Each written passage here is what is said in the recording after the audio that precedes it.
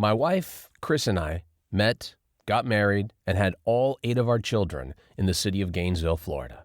We always wanted to go see things, but we were lucky if we even took the hour and a half to drive to the beach more than once a year. There was nothing to indicate that we had any hope of this changing. Something changed during Christmas of 2015. Just before Christmas, we put it to a vote. Our children voted unanimously to forego presents that year and instead elected to pursue something they had only seen in movies: snow. We drove to Upper Peninsula, Michigan, and had the most beautiful, simple Christmas ever. We also had just listened to Tim Ferriss's 4-Hour Workweek, which had us asking ourselves, what if we could do this full time? We never did get the gift of snow on this trip. We did, however, receive the gift of what if. What if?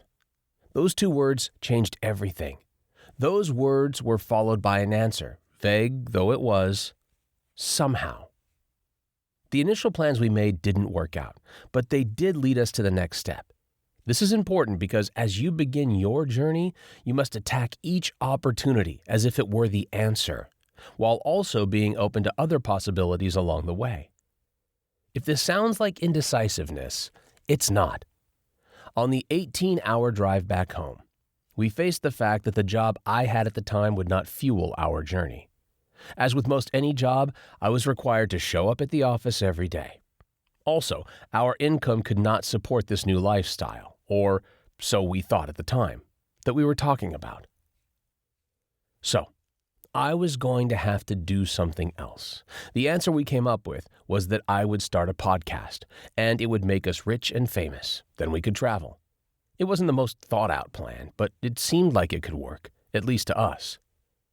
As soon as we got back home, I went to the local guitar center and bought a piece of equipment that would act as a digital microphone to be connected with my computer. The purchase does not seem like a big deal now, but it did back then. With 8 children, even buying shoes for the kids made me wince. Can't we buy those $30 shoes instead of the $50 pair? Before I could deny myself, I bought the equipment.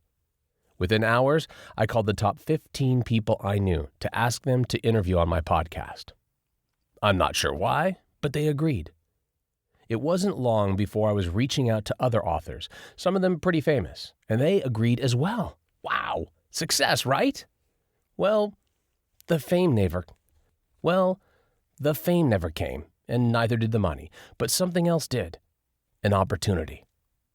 One of my guests received a call from a person who was trying to sell her their coaching package. It wasn't a good fit, but because I was so fresh in her mind, she decided to connect me with the coach. Our conversation quickly turned into an interview, and as I felt my heart leaping at the opportunity, one of the first questions that came out of my mouth was, Can I be location independent? There was a long pause before I heard, yes, I suppose it's possible. All I could think was, let the adventure begin. The journey that was to follow created some of the most vibrant memories for my family and helped me to shatter records and barriers in sales and income levels. We started with almost nothing. Literally, we were camping in tents during our first few trips. Along the way, we went through the typical new position difficulties, such as being stripped of every business advantage I had from my local market and enduring the doldrums that come with not selling a thing. As I processed and learned the sell-from-anywhere game. In the end, when I came out at the end of the tunnel, it was to a life that was more successful and brighter than I had imagined. Selling anywhere was possible. By the end of this book, you will see selling anywhere as a real possibility. And by the end of this book, you will see selling anywhere as a real possibility.